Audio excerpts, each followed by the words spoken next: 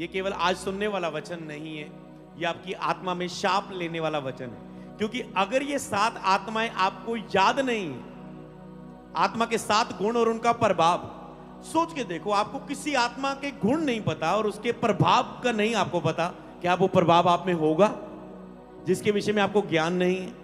लोग कई बार आपने पवित्र आत्मा को केवल इतना ही जाना होता है, क्या पवित्र आत्मा एक व्यक्ति के रूप में आप उसको जानते हैं, समझ चुके हैं, पर उसके द्वारा आपकी लाइफ में क्या क्या प्रभाव हो सकता है पवित्र आत्मा के गुणों के द्वारा, जब आप उससे मनन करते हैं, सीखते हैं। कई बार आप कुछ वचनों को जानते हैं, पर जब आपकी आत्मा मनन करती है, उन्हें सुनती है, तो आपकी आत्मा मनन करती है।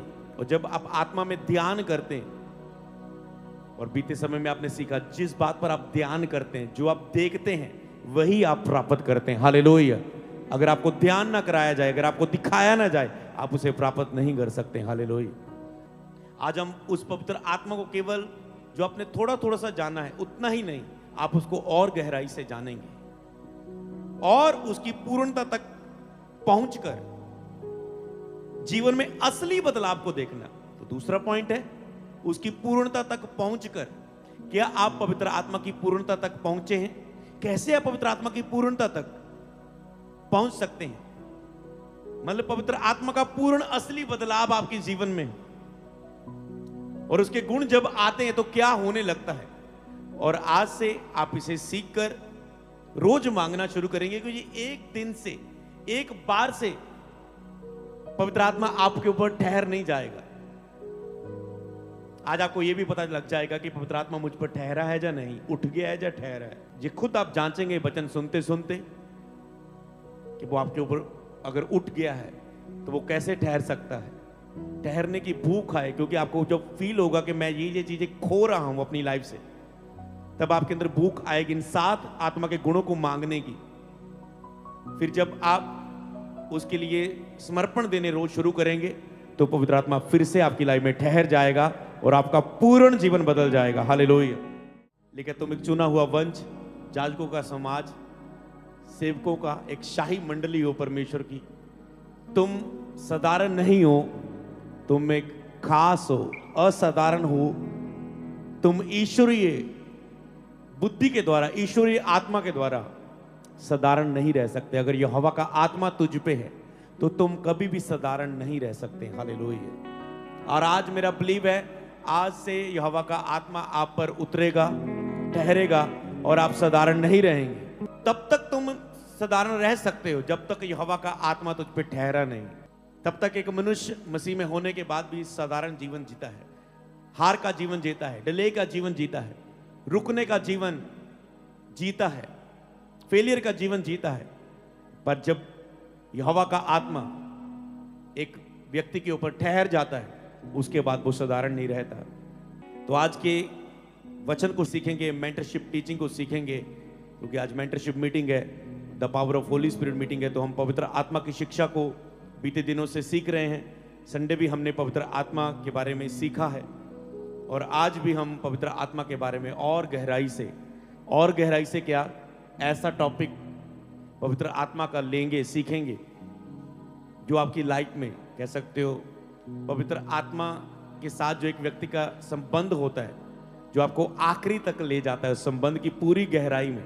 उसका एंड तो नहीं है, पर आपको उसकी पूर्णता में, पवित्र आत्मा की पूर्णता में एक व्यक्ति जीवन जी सकता है। हालेलुया। तो आज का टॉपिक है पवित्र आत्मा के 7 गुण और उनका प्रभाव। ये केवल आज सुनने वाला वचन नहीं है, ये आपकी आत्मा में शाप लेने वाला वचन है। क्योंकि अगर ये 7 आत्माएं आपको याद नहीं है, आत्मा के 7 गुण और उनका प्रभाव, सोच के देखो, आपको किसी आत्मा के गुण नहीं पता और उसके प्रभाव का नहीं आपको पता, क्या वो प्रभाव आप में होगा जिसके विषय में आपको ज्ञान नहीं है, जिसके विषय में जो आपके चित्त में ही नहीं है, वो आपके जवान पर प्रार्थना में नहीं आएगा, और जो विषय आपकी प्रार्थना में नहीं आएगा वो सामर्थ्य के रूप में आपके ऊपर प्रकट नहीं होगा। इसलिए बीती सभाओं में, कुछ मीटिंग्स में मैं आपको लगातार वचन के साथ प्रार्थना करवा रहा हूं, ताकि आप खुद उस वचन को केवल सुने ना, वो वचन के लिए वो आपकी प्रार्थना बन जाए, वो वचन वो आपकी मांग बन जाए, वो वचन का पूरा होना। हालेलुया। तो पवित्र आत्मा के 7 गुण और उनका प्रभाव। हालेलुया।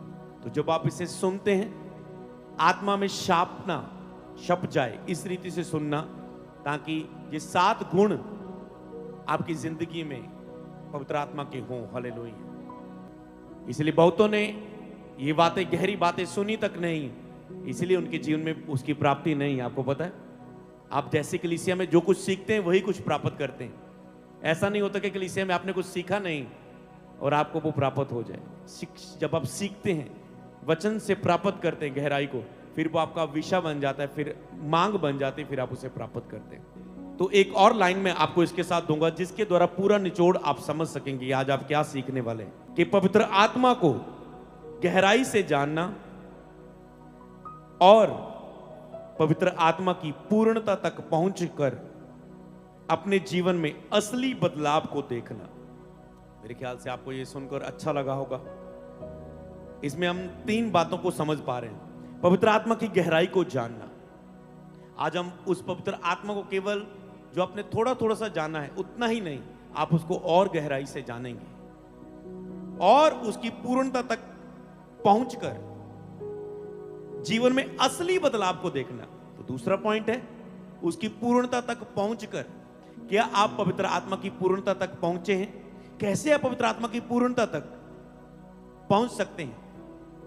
मतलब पवित्र आत्मा का पूर्ण असली बदलाव आपके जीवन में, और उसके गुण जब आते हैं तो क्या होने लगता है। और आज से आप इसे सीखकर रोज मांगना शुरू करेंगे, क्योंकि एक दिन से, एक बार से पवित्र आत्मा आपके ऊपर ठहर नहीं जाएगा।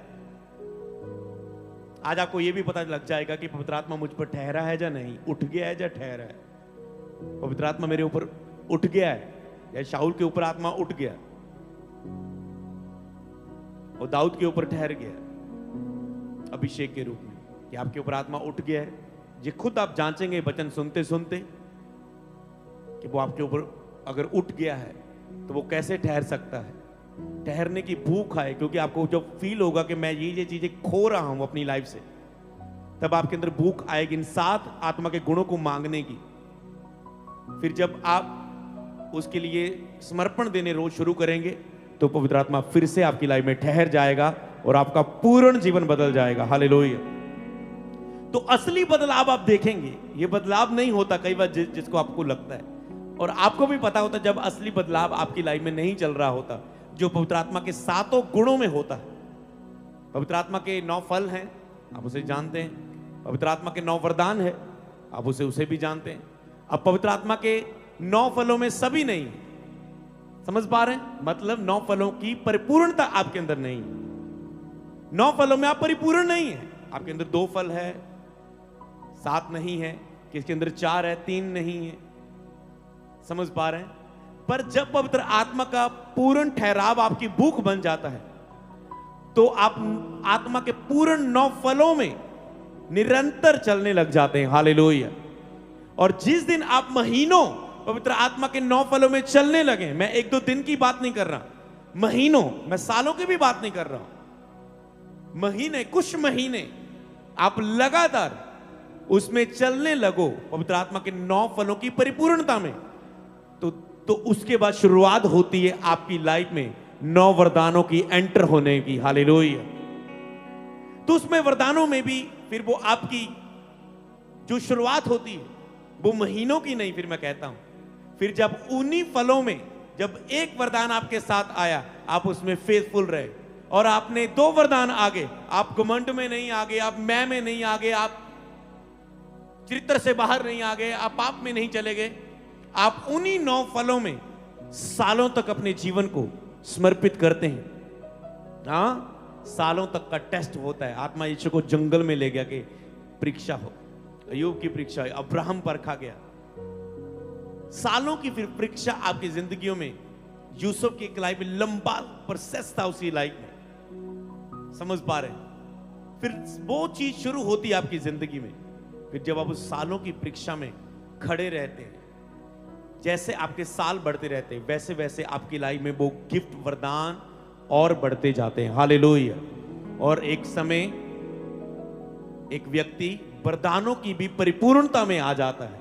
मतलब सभी वरदान के उसके अंदर, जैसे पौलुस के अंदर हम बाइबल में अगर देखते हैं सभी वरदान काम करते थे आत्मा के, क्योंकि वो आत्मा के फलों में अगर प्रीच कर रहे हैं, बातें कर रहे हैं चरित्र के बारे में, इसका मतलब आत्मा के फलों की परिपूर्णता में था पौलुस। इसीलिए अगर आप बाइबल में देखें कैसे पता चलता है पौलुस में सारे वरदान काम करते हैं, क्योंकि जब बाइबल में अलग अलग हम वचन पढ़ते हैं कि पौलुस ने अन्य भाषा में कहा, इसका मतलब अन्य भाषा का वरदान है। पौलुस ने ये कहा, इसका मतलब यहाँ उसने ऐसा, इसका मतलब उसके अंदर बुद्धि का वरदान है, उसकी इसका मतलब उसके अंदर चिन्ह, और यहाँ उसके साथ चिन्ह और चमत्कार हुआ, इसका मतलब चिन्ह और चमत्कार का। ऐसे हम जानते हैं कि सभी वरदान उसमें थे, परिपूर्णता थी। पर आज हमारा विषय आत्मा के फल या आत्मा के वरदान नहीं, इसको तो आप समझ चुके हैं। आज हम यहोवा की आत्मा के गुणों के बारे में बात करेंगे कि जो जब पुराने नियम में भी हम आत्मा के बारे में पढ़ते हैं, नए नियम में हम आत्मा के फल पढ़ते हैं, पर पुराने नियम में भी हम जब यहोवा की आत्मा के गुण और उनका प्रभाव पढ़ते हैं, सिर्फ एक वचन में जब आप 7 गुणों को पढ़ते हैं, तब आप समझ पाते हैं कि आत्मा को मुझे इतनी ही गहराई में नहीं, मुझे और गहराई में समझने की जरूरत है। क्या आज तैयार है आत्मा को गहराई से जानने के लिए, आत्मा की परिपूर्णता तक पहुंचने के लिए और जीवन में असली बदलाव को देखने के लिए? हालेलुया, असली बदलाव, हालेलुया। जब आत्मा के 9 गुण आपकी जिंदगी में आते हैं, वो ही जीवन में असली बदलाव है। वो 7 गुण आज उसमें हम बात करेंगे, हालेलुया। तो हम यहां पर पढ़ेंगे यशायाह की किताब, उसका 11 अध्याय, उसकी 2 आयत। यहां पर लिखा है यशायाह 11 की 2, यहोवा का आत्मा, बोलो यहोवा का आत्मा, बुद्धि और समझ का आत्मा, युक्ति और पराक्रम का आत्मा, ज्ञान और यहोवा के भय का आत्मा उस पर ठहरा रहेगा। बोलो मुझ पर ठहरा रहेगा, मुझ पर ठहरा रहेगा। इसे रेमा बना लो और कहो मुझ पर ठहरा रहेगा। अगर आत्मा से निकल रहा, बोलो आज से यहोवा का आत्मा मुझ पर उतरेगा और ठहरा रहेगा। हालेलुया। यहां पर वो और करके बोलता है, कहता है यहोवा का आत्मा और बुद्धि। पहला यहोवा का आत्मा उसे अलग करता है, उसमें और नहीं यूज करता। कहता है यहोवा का आत्मा, बुद्धि और समझ का आत्मा, इसे एक साथ रखता है। युक्ति और पराक्रम का आत्मा इसे दूसरी कैटेगरी में रखता है। और ज्ञान और यहोवा के भय का आत्मा इसे तीसरी कैटेगरी में रखता है। हालेलुया। ज्ञान और यहोवा के भय का आत्मा। तो यहां पर आप इस रीति से याद कर लेना कि यहोवा का आत्मा, समझ पा रहे हैं? उसके बाद 3 जो आपको एक साथ याद करना, बुद्धि और समझ का आत्मा, युक्ति और पराक्रम का आत्मा, ज्ञान और यहोवा के भय का आत्मा। एक बाकी है, ये क्या है? बोलो मुझ पर ठहरा रहेगा। हालेलुया। क्या चाहते हैं आप यहोवा का आत्मा आज से आप पर ठहरे? आज से आपकी भी वो सफर शुरू हो रहा है जैसे दाऊद का सफर शुरू हुआ था। ये विश्वास की भविष्यवाणी मैं आपके ऊपर करता हूं यीशु के नाम में। तो यहां पर हम पहला पॉइंट 7 ये आत्माएं, यहोवा की आत्मा के गुण है और उनके प्रभाव को आज जानेंगे। गुण तो आप जान चुके हैं, पर उसको गहराई से हम सीखेंगे इन 7 गुणों और उनके प्रभाव के बारे में। हालेलुया। और केवल हम इसे सीख नहीं रहे, हम वेदों और प्रकाशनों के द्वारा और पवित्र आत्मा की सहायता के द्वारा इसे अपनी आत्मा में इसकी शाप को प्राप्त करेंगे। हालेलुया।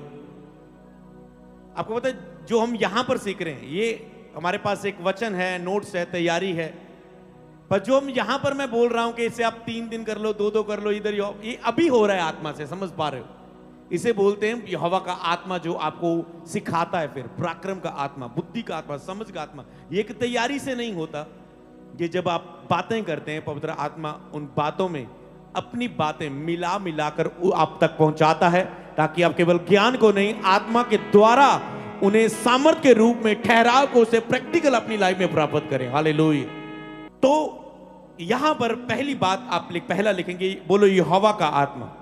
जब यहोवा का आत्मा आप पर ठहरेगा तो आप अधिकार में चलकर आगे बढ़ने लगेंगे। पहला पॉइंट जो मुझे आत्मा से आपको सीखना है, जब यहोवा का आत्मा आप पर ठहरेगा तो अधिकार में चलकर आप आगे बढ़ने लगेंगे। अगर आप इसे और गहरा देखना चाहते हैं तो उपस्थिति के अधिकार में चलकर आप आगे बढ़ने लगेंगे। तो कौन नहीं आगे बढ़ना चाहता है? हर पास्टर आज मेंटरशिप में आए, जो आगे बढ़ना आपका सबसे बड़ा टॉपिक होता है। तो इसके लिए क्या चाहिए? पहले यहोवा के आत्मा की समझ। अब यहोवा का आत्मा है जो आपको बढ़ाता है, आप खुद नहीं बढ़ते, आप में ताकत नहीं, यहोवा का आत्मा आपको बढ़ाता है। तो क्या यहोवा के आत्मा के विषय में, उसके गुण के विषय में, उसके प्रभाव के विषय में आपको समझ है? तो उसी को आज आप समझेंगे तो फिर आप बढ़ने लगते हैं। मतलब परमेश्वर की उपस्थिति का अधिकार तुम्हारे ऊपर आना, परमेश्वर की उपस्थिति का अधिकार तुम्हारे ऊपर आ जाना।